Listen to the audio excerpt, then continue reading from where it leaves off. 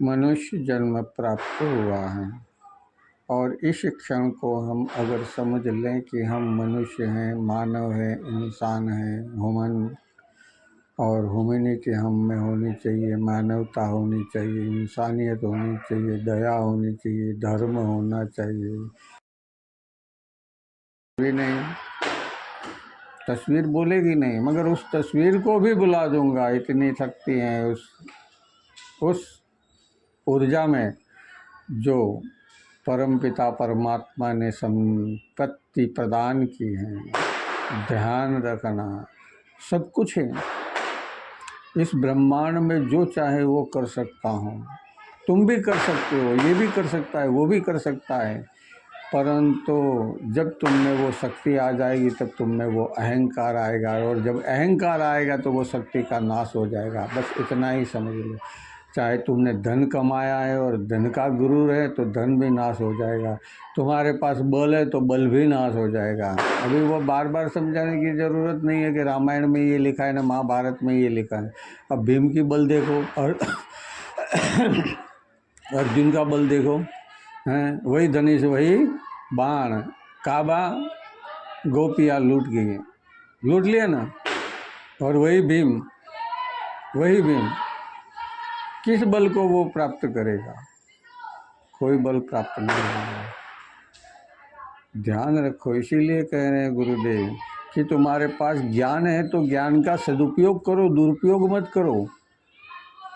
तुम वकील हो, वकील बने हुए हो, वकील हो, होशियार हो, अपने आप को चालाक समझते हो, तो कोई जो निर्दोष है उसका पक्ष लेके उसको जिताओ, उसको हराओ मत, धन के लिए उसे हराओ मत।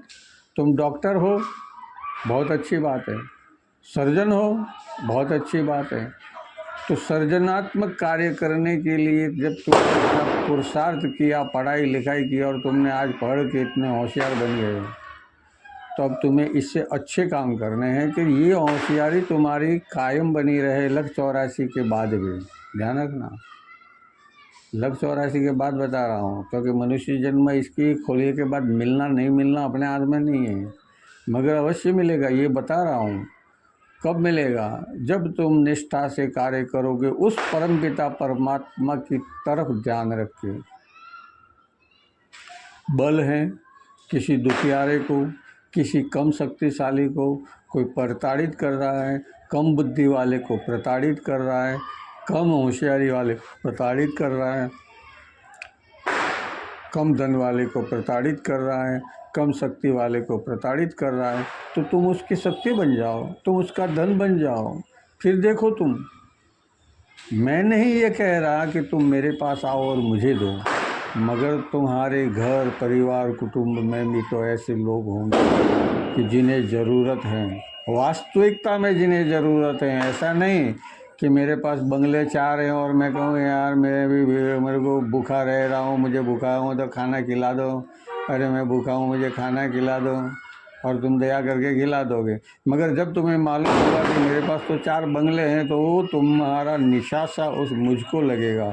तो ऐसा करूँ ही क्यों? मैं तो कह रहा हूँ कि मैं करोड़पति हूँ, अरबोपति हूँ, खरबोपति, ब्रह्मांड की सारी संपत्ति मेरी ही है, मगर वो तेरी समझ के मैं अपना रहा हूँ, मेरी समझ के मैं नहीं वापर रहा, तेरी समझ के वापर रहा हूँ। तेरी समझ के कैसे वापरूँगा? संभल के मैं प्रयोग करूँगा, इसका जतन करूँगा कि ये मेरे परमात्मा की संपत्ति है, मेरी नहीं है, और उसको किस तरह से संभालना, इसमें किस तरह से बढ़ावा करना, ये मुझे ही करना है, अपने भीतर से, अपने आप से, ज्ञान बुद्धि विवेक से करना है। समझ लेना, बार बार समझाने की ज़रूरत होगी तो फिर तुमको बार बार समझने के लिए खुद प्रयत्न करना पड़ेगा। फिर गुरुदेव 1 बार समझाएंगे, 2 बार समझाएंगे, 3 बार समझाएंगे, 4 बार समझाएंगे, क्योंकि 3 बार सभी ने बताया है, लेकिन गुरुदेव 4 बार समझाएंगे, लेकिन 5वीं बार नहीं समझाएंगे।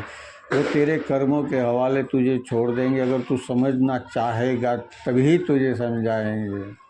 तू यूँ सोच रहा है कि 1 बार समझाया है, 2 बार कहा है, अभी 4 बार तो कह दिया, 5वीं बार भी कह देंगे।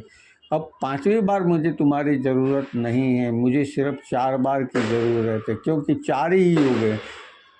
सबसे पहला सतयुग, जो 4 गुना बड़ा है, फिर त्रेता युग जो कलयुग से 3 गुना बड़ा है, द्वापर युग जो कलयुग से 2 गुना बड़ा है, और कलयुग 4,32,000 साल का है, 4,32,000 वर्ष का है। अब मुझे कुछ समझाने की ज़रूरत नहीं है, कुछ कहने की ज़रूरत नहीं है, मगर 3 बार तुम्हें माफ़ कर दिया है गुरुदेव ने, चौथी बार माफ़ कर दिया है, ध्यान रखना। 3 बार माफ़ कर दिया है गुरुदेव ने, चौथी बार माफ़ कर दिया है। ये 4 युग के 4 पहर। अब 5वीं बार तुमको माफ़ करने की ज़रूरत नहीं है। तुम्हारे अंदर अगर सत्वगुण आना ही है, इस जन्म में मुक्ति पाना ही है, तो तुम्हारे अंदर ऑटोमेटिक सत्वगुण प्रकट होगा। अन्यथा यूँ समझ लो कि अभी तुम्हारे कर्म बाकी हैं, इसीलिए फिर से लग 84 और लग 84 के बाद फिर शायद मनुष्य जन्म मिल जाए, तब याद रहे नहीं रहे, ये गुरु की कृपा होवे नहीं होवे। क्योंकि आने वाले समय में महान गुरु इस संसार में आने वाले हैं, और वो यही जीव और आत्मा संयोजित होकर इस ब्रह्मांड का कल्याण करेगी। कल की जो विष्णु के अवतार हैं, ध्यान रखना कि हम सभी विष्णु के अवतार हैं। हमारे सारे सभी के अंदर जो विष्णु रूपी ऊर्जा पहले प्रकट हुई थी, फिर उसने खोलिया धारण किया, यानी कि आवरण धारण किया अंड और वीर्य का। फिर उसने क्या किया, फिर उसने माता यानी शक्ति यानी शिव और शक्ति का मिलन हुआ। तब शिव वो ऊर्जा जो टारगेट करना चाहती थी वहाँ तक पहुँच गई और उसे प्राप्त कर लिया। तो ये जो शरीर है हमारा, ये उस ऊर्जा से बना हुआ है जो पिता के शरीर में उत्पन्न हुई थी, और उस माता के शरीर के अंदर जो पोषण प्राप्त हुआ, जिसे हम अंड कहते हैं, जिसे प्रकृति कहते हैं, उससे ये शरीर के अंदर जो चाहिए वो सारी चीज़ें मिल गई। किसको मिले?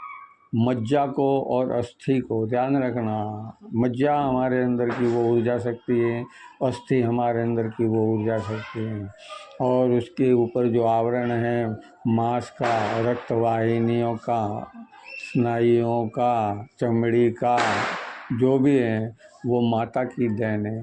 2 चीज़ें पिता की देन है, एक हड्डी के अंदर की रही हुई गुर्दा, अंदर रहा हुआ माल, और हड्डी के अंदर रहा हुआ जो तत्व है वो, और अस्थि।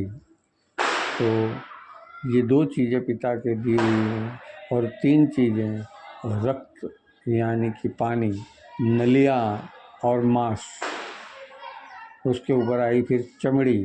तो ये जो 3 चीज़ें दी हुई हैं, मांस, रक्त नलियाँ, रक्त, और उसके ऊपर की चमड़ी जो मांस की बनी हुई है, लेकिन वो मांस है जो आवरण धारण किए हुए हैं। इसीलिए हमें ये प्राप्त हुआ है शरीर। ये इस जन्म में मैंने जान लिया, अच्छा क्या बुरा क्या, सही क्या गलत क्या, और मैं दुनिया को बताता हूँ, ए तो गलत कर रहा है, ए तो झूठ बोल रहा है, ए तो पाप कर रहा है। मगर मैं क्या कर रहा हूँ, वो मुझे खुद को अपने आप में बदलाव लाना है। जब मैं अपने आप में बदलाव लाऊंगा तो मुझे कोई पापी नज़र नहीं आएगा, न कोई द्वेषी नज़र आएगा, न कोई राक्षस, किन्नर, यक्ष या और कुछ भी नज़र आएगा। क्योंकि वो उनके अंदर भी वो प्रवृत्तियाँ चेंज हो जाएगी प्रकृति के द्वारा जो मुझ में हुई हैं। और कह रहे हैं गुरु शिवात्मा रामदास बार बार कि अब भी तुम अगर समझ जाओ तो ठीक है, आगे 3 बार समझा लिया है, ये चौथी बार समझा रहा हूँ, आखिरी बार है। अब वहाँ पे स्थापना हो रही है गुरुदेव की, वही बता रहे हैं कि अब स्थापना हो रही है। तब तक अगर सब समझ जाते तो ये तीसरी बार चौथी बार वहाँ जाकर तुम्हें शरणागत होना है, दंडवत होना है। ध्यान रखना, ये बहुत गहरी बातें हैं, कोई जल्दी समझ में नहीं आएगी। ये समझने के लिए तुम्हें कई जन्म लेने पड़ेंगे, तब जाके तुम ये जान पाओगे। अभी तुम्हें इसी जन्म में समझना है तो शरणागत हो जाओ, बाकी सब भूल जाओ। तुम्हारी जितनी भी खराबियां हैं सब माफ़, तुम्हारे जितनी भी बदी है सब माफ़। तुम रावण ही क्यों नहीं हो, तुम्हारी रावण की सारी गलतियां माफ़, तुम अगर शरणागत हो जाते हो तो। क्योंकि तुम शरणागत होगे तो तुम्हारी आत्मा और तुम्हारा जीव, खास ध्यान रखना, तुम्हारी आत्मा और तुम्हारा जीव और तुम्हारा जो ऋणानुबंध है गए जन्मों का और इस जन्म का इकट्ठा हुआ, वो सारा लेकर तुम्हें श्री सद्गुरु राम शिवात्मा रामदास राम की शरण में आना, शरण में आना है, राम की शरण में आना है। बस आ जाओ, तुम्हारा कल्याण होगा। मैं तस्वीर से पूछ कर तस्वीर को भी जगा कर बता सकता हूँ कि बोल तुझे कुछ चाहिए तो मैं तुझे सब कुछ देने को तैयार हूँ। तब वो कहती है कि मुझे जिंदा कर दो, मुझ में जी डाल दो। अब तस्वीर में जी डालना है, यही तो बात है, तस्वीर में जीव डालना है। जैसे माता पार्वती ने डाला था जीव, शिव शिव शिव शिव शिव कर गए, वो गणपति प्रकट हो गए। वो शक्ति किसने दी? शक्ति ने, और शक्ति दी तो फिर वो शक्ति ने प्राप्त कर लिया। अब तुम्हें क्या प्राप्त करना है, तुम्हें क्या चाहिए, तुम समझ लो, जान लो और अपना लो। हरिओम।